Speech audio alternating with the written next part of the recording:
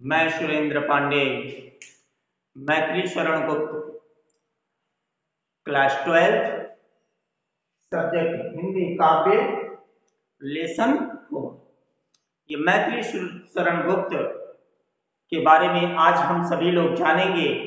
कल तक हम लोगों ने जो है पवन दूतिका के बारे में पढ़ा, जाना, समझा।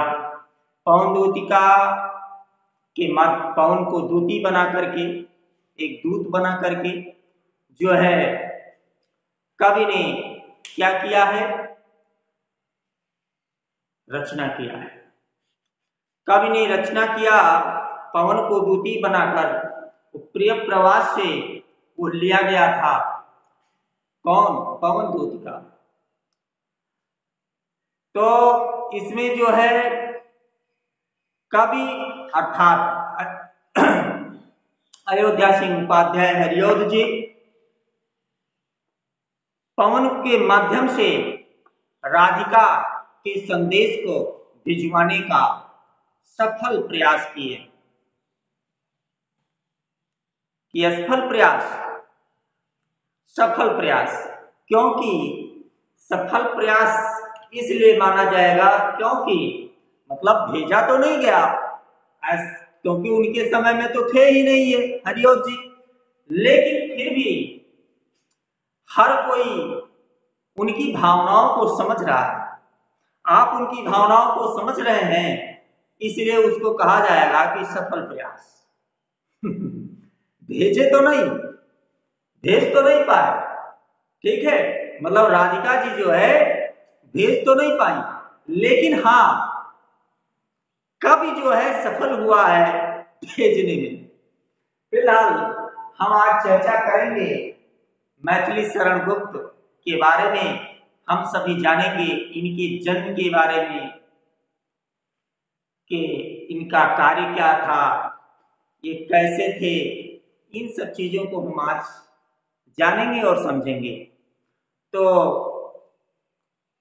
प्रिय मित्रों, जरा देखो, मैथिली शरण गुप्त के बारे में आप चर्चा करें, ध्यान से देखिए बुक अपना निकाल करके। मैथिली शरण गुप्त का जन्म चिरगांव, मैथिली शरण गुप्त का जन्म चिरगांव, कहां जन्म इनका, कहां? चिरगांव, ठीक, जिला झांसी, चिरगांव जिला झांसी में 3 अगस्त सन 1886 में हुआ था, ठीक है।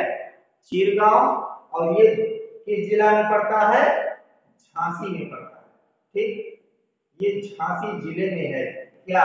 चिरगांव, ठीक। और इनका जो जन्म है 3 अगस्त 1886 ईस्वी, ठीक, 3 अगस्त 1886 ईस्वी में हुआ था। किसका जन्म? मैथिली शरण गुप्त जी का जन्म। मैथिली शरण गुप्त जी का जन्म चिरगांव, ठीक है, चिरगांव में झांसी जिले के चिरगांव में 3 अगस्त 1886 ईस्वी में हुआ था। समझ गए? मैथिली शरण गुप्त जी का जन्म झांसी जिले के चिरगांव नामक गांव में 3 अगस्त 1886 ईस्वी में हुआ था। तो याद हो गया होगा। आगे देखिए, काव्य रचना की ओर बाल्यावस्था से ही इनका झुकाव था। मतलब काव्य रचना इनको बड़ा ही अच्छा लगता था, काव्य रचना करना इनको बड़ा ही अच्छा लगता था। फिर आगे देखें, आचार्य महावीर प्रसाद द्विवेदी की प्रेरणा से, आचार्य महावीर प्रसाद द्विवेदी की प्रेरणा से इन्होंने हिंदी काव्य की नवीन धारा, महावीर प्रसाद के, ठीक है, महावीर प्रसाद जी की प्रेरणा से इन्होंने हिंदी काव्य की नवीन धारा को पुष्ट कर, हिंदी काव्य की नवीन धारा को पुष्ट कर उसमें अपनी विशेष स्थान बना लिया था। ठीक, पुष्ट करके उसको, नवीन धारा को पुष्ट करके, ठीक है, किसकी प्रेरणा से?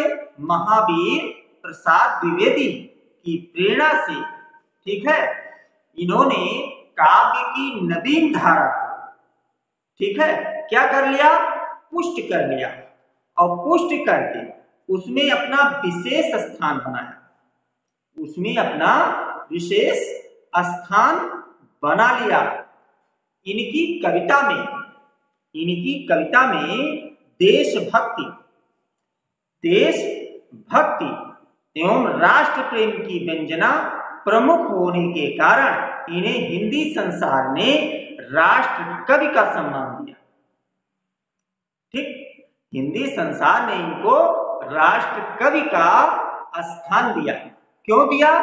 क्योंकि इनकी रचनाओं में राष्ट्र प्रेम व राष्ट्र भक्ति कूट कूट कर भरी हुई है।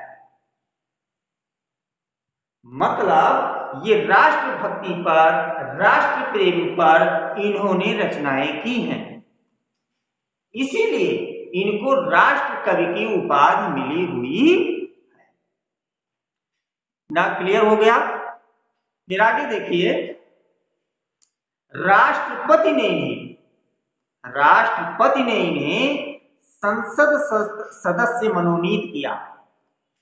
संसद सदस्य जो है मनोनीत किया, किसने मनोनीत किया? राष्ट्रपति ने किया। तो राष्ट्रपति ने इन्हें संसद का सदस्य मनोनीत किया। ठीक, राष्ट्रपति ने मैथिली शरण गुप्त जी को संसद सदस्य मनोनीत किया। ठीक, क्लियर हो गया? फिर आगे देखें, आगे कहते हैं क्या लिखा हुआ है कि भारती का यह साधक 12 दिसंबर ना, भारती का यह साधक, भारती मतलब हमारी इस भारत देश का यह सपूत, ये लाल, ये साधक 12 दिसंबर सन 1964 ईस्वी में गोलोकवासी हो गया। ठीक, 12 दिसंबर सन 1964, इनकी मृत्यु कब हुई? 12 दिसंबर सन 1964। ठीक, सन 1964 ईस्वी में इनकी मृत्यु हो गई। ठीक है, समझ में आया? तो गोलोकवासी, गोलोकवासी क्यों कहा गया? क्योंकि भगवान विष्णु विराट पुरुष रूप है, वही ब्रह्म है, और भगवान विष्णु जो है वहां पर निवास करने वाले हैं। तो इनको जो है स्थान, अर्थात मरने के बाद में प्रत्येक प्राणी का स्थान भगवान में रहता है। भगवान में ही हर कोई स्थान को प्राप्त करता है, यानी हर कोई ब्रह्म में ही विलय हो जाता है। ठीक है, हर कोई ब्रह्म में विलय हो जाता है। तो इस प्रकार से यहां पर आपको समझाने की चेष्टा की गई है और समझने की आप चेष्टा करें भी। तो आपने इनके जीवन परिचय के बारे में समझा। एक बार थोड़ा जो इनके मुख्य हैं उनको ध्यान दे लीजिए पुनः। इनका जन्म कब हुआ? 3 अगस्त 1886 ईस्वी को। ठीक, इनकी मृत्यु कब हुई? सन 1964 ईस्वी, है ना। फिर इनका जन्म स्थान कहां? चिरगांव, झांसी। ठीक है। इनके पिता का नाम सेठ रामचरण गुप्त। पिता का नाम इनके क्या है? सेठ रामचरण गुप्त। ठीक है। इनके पिताजी का नाम सेठ रामचरण गुप्त है। फिर मुख्य इनकी जो रचना है वो क्या है? इनकी मुख्य रचना साकेत है। ठीक है। मुख्य रचना क्या है? साकेत।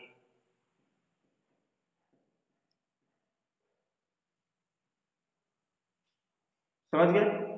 तो साकेत जो है इनकी महाकाव्य है। ये साकेत रचना जो है ये महाकाव्य की श्रेणी में आता है। ये मामूली रचना नहीं है, बहुत विचित्र रचना है। तो ये प्रमुख है, ये विख्यात है। अगर कोई आपसे पूछे कि साकेत नामक रचना किसकी है तो आप तुरंत बताएंगे मैथिली शरण गुप्त। ठीक है, मैथिली शरण गुप्त। साकेत नामक रचना मैथिली शरण गुप्त की है। और ये कैसी विधा है? ये किस विधा की है? तो आप तुरंत फट से कहेंगे यह जो है महाकाव्य की श्रेणी में आता है। महाकाव्य है ये। ठीक है। ये बड़ी ही विचित्र ग्रंथ है, बहुत सुंदर है। ठीक। आगे देखिए, गुप्त जी की रचना जो है समस्त संपदाओं, ठीक है, समस्त संपदाओं से भरा पड़ा है। अर्थात गुप्त जी की रचना संपदा विशाल है। गुप्त जी की रचना संपदा विशाल है। इनकी जो रचना है वो रचना संपदा विशाल है। संपदा विशाल। ठीक है। इनकी रचना कैसी है? संपदा विशाल है। ठीक। फिर आगे इनकी विशेष ख्याति, इनकी विशेष ख्याति रामचरित पर आधारित, रामचरित पर आधारित महाकाव्य साकेत के कारण है। इनकी जो ख्याति हुई वो किसके कारण हुई? इसी साकेत के कारण हुई। इन्होंने ऐसी रचना लिख डाली कि ये ख्याति को प्राप्त हुई, अर्थात ये प्रसिद्ध हो गए। ख्याति मतलब प्रसिद्ध। ठीक है। जयद्रथ वध। ठीक। उसके बाद में इनकी और तमाम रचनाएं हैं। रचना, ये मुख्य रचना, तो इनकी मुख्य रचना पूछी जाए तो मुख्य रचना में साकेत ही है। ठीक है। बाकी इनकी जयद्रथ है,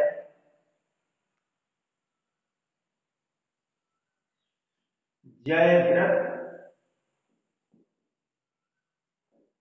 जयद्रथ वध। ठीक है। जयद्रथ वध है, भारत भारती है।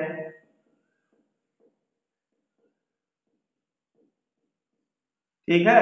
उसके बाद में अनघ पंचवटी, अनघ पंचवटी,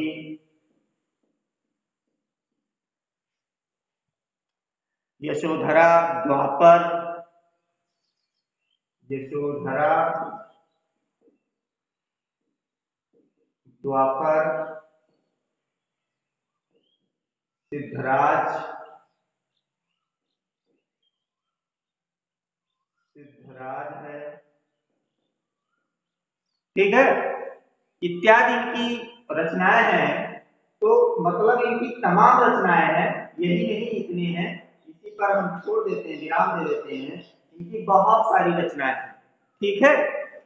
तो यही केवल एक, यही दो चार नहीं है, बहुत सारी रचनाएं इन्होंने किया है। यशोधरा, उर्मिला, कैकेयी, है ना, तमाम रचनाएं। विद्रता है। ठीक है। रानकदे है। तो सबसे लेकिन श्रेष्ठ, सबसे अच्छी, सबसे सुंदर, सबसे विशिष्ट साकेत है।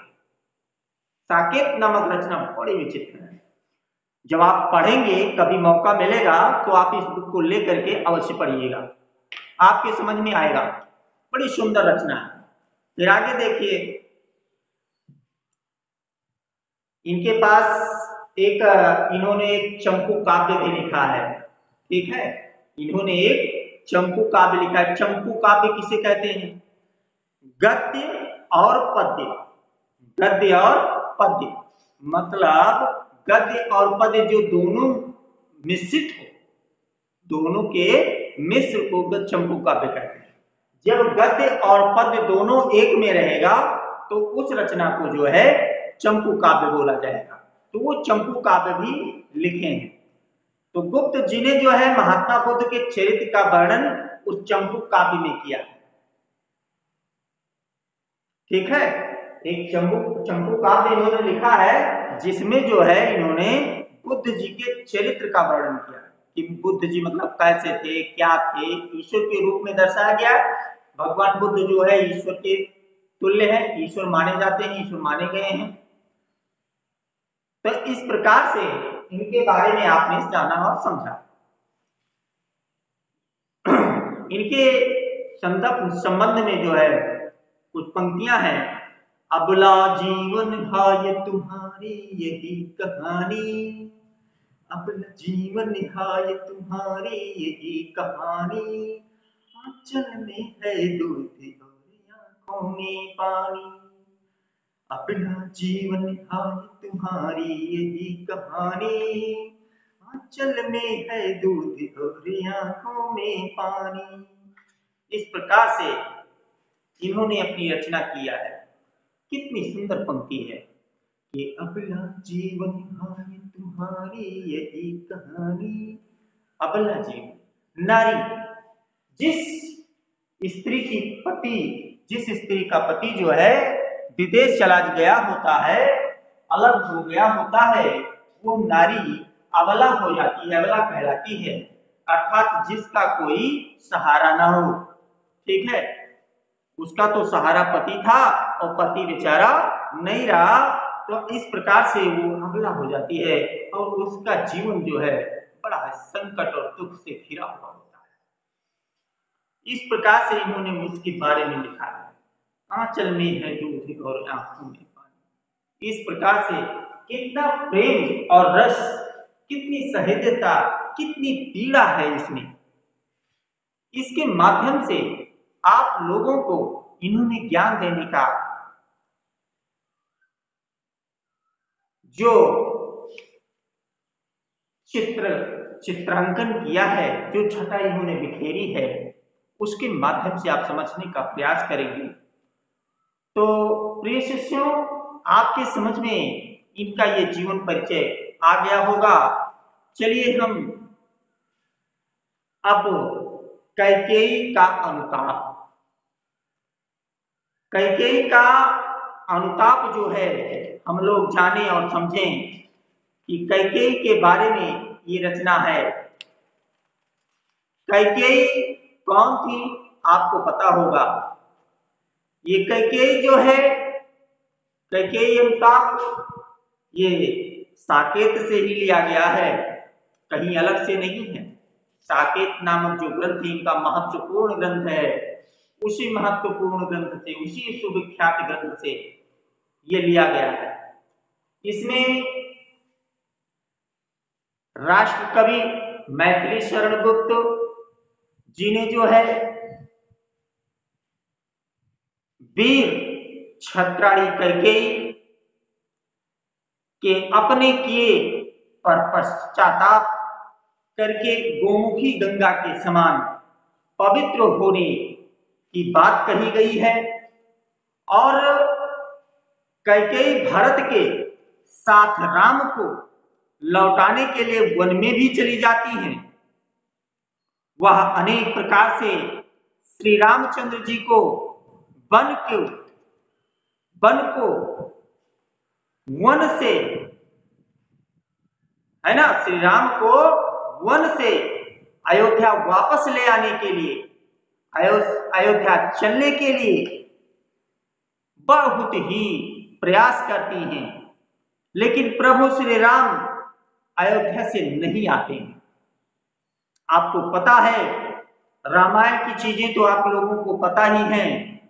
तो उसी विषय में इन्होंने पंक्तियां लिखी हैं, तो ध्यान से देखिए, इसका आज हम सभी वाचन करेंगे। तदंतर बैठी सभा उठज के आगे, तदंतर बैठी सभा उठज के आगे, नीले बितान के तले दीप बहु जागे, टकटकी लगाए नयन सुरों के थेवे, परिणामोत्सुक भया तुरों के थेवे, उत्फुल्ल करा दे कुंज वायु रह रह कर, करती थी सबको पुलक पूर्ण यह महमा कर। वो चंद्रलोक था कहाँ चांदनी वैसे, प्रभु बोले गिरा गंभीर नीर निधि जैसे, हे भरत भाद्र अब कहो अभीप्सित अपना, सब सजग हो गए भंग हुआ जो सपना, सब सजग हो गए भंग हुआ जो सपना, हे आर्य रहा क्या भरत अभीप्सित अब भी, मिल गया अकंटक राज्य उसे जब तब भी, पाया तुमने तर तले अरण्य बसेरा, रह गया अभीप्सित शेष तदब क्या मेरा, तन तड़प तड़प कर तप्त तात ने त्यागा, क्या रहा अभीप्सित और तथापि अभागा, हाँ इसी अयस के हेतु जनन था मेरा, निज जननी ही के हाथ हनन था मेरा, अब कौन अभीप्सित है, अब कौन अभीप्सित और आर्य वह किसका, संसार नष्ट है भ्रष्ट हुआ घर जिसका, मुझसे मैंने ही आज स्वयं मुंह फेरा, हे आर्य बता दो तुम ही अभीप्सित मेरा, हे आर्य बता दो तुम ही अभीप्सित मेरा, प्रभु ने भाई को पकड़ हृदय पर खींचा, प्रभु ने भाई को, प्रभु ने भाई को, प्रभु ने भाई को पकड़ हृदय पर खींचा, रोदन जल से सा विनोद उसने उनके फिर सींचा, रोदन जल से सा विनोद उन्हें फिर सींचा, उसके आस की यह था मिलेगी किसको, जननी की जान न पाई जिसको, उसके आस की यह था मिले किसको, उसके आस की था मिलेगी किसको, जनकर जननी की जान न पाई जिसको, जनकर जननी की जान न पाई जिसको।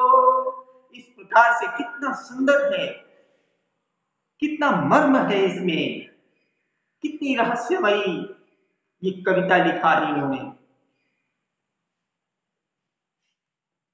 कि उसके आसे की था मिलेगी किसको, जनकर जननी ही जान न पाई जिसको। भारत कैसे है, भारत की बात यहां रखी गई है।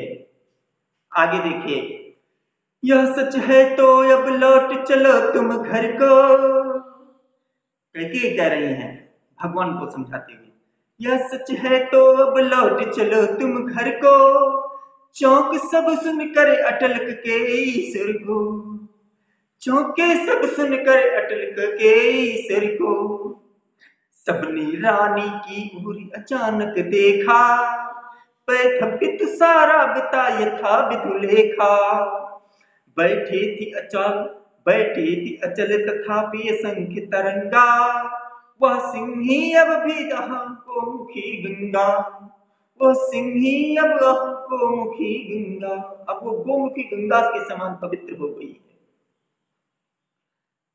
कौन कैकेयी, हाँ जनकर भी मैंने न भरत को जाना, हाँ जनकर भी मैंने न भरत को जाना, सब सुन ले तुमने स्वयं अभी यह माना, सब सुन ले तुमने स्वयं अभी यह माना, ये सच है, ये सच है तो फिर लौट चलो घर भैया, अपराधीन मैं हूँ, अपराधीन मैं हूँ तात तुम्हारी मैया, दुर्बलता का ये चिन्ह विशेष शपथ है, और अबला जन के लिए कौन सा शपथ पथ है।